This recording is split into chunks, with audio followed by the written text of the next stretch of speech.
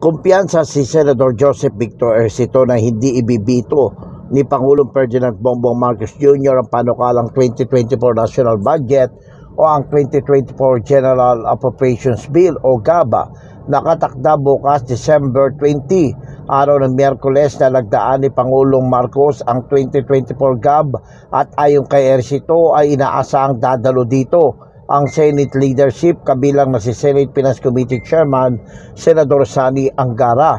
Ayon kay Ejercito, kumpiyansa siyang walang mabibito ang punong ehekutibo sa binoong budget, lalo't inalisan na nila ng confidential intelligence pa ng mga civilian agencies at inilipat na ito sa mga national security agencies.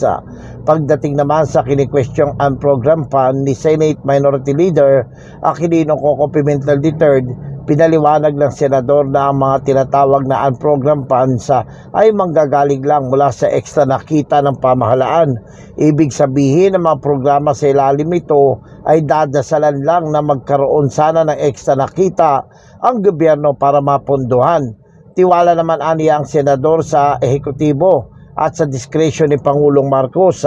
Ang ehekutibo rin naman aniya ang magdedesisyon kung anong mga proyekto saan program fund ang uunahin sakaling magkaroon ng extra pondo ang gobyerno. Ang program, again, we will only be able to use it or utilize it once it is available. Kumbaga, hit and miss. Kumbaga, nagdadasal ka na if you have an advocacy o meron kayong, yung legislator has a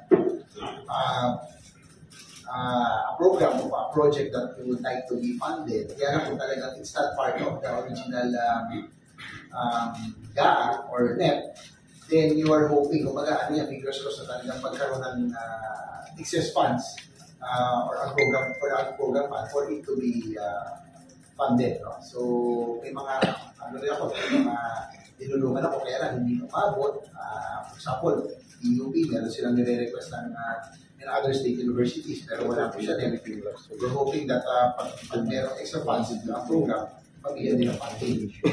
Likewise, sa housing and other programs that other legislators would want to be funded but are not part of anymore. So, traditionally, kumbaga, fingers crossed na magkaroon ng extra funds, no? That's why there's an program funds. So, yun ang that's on our part.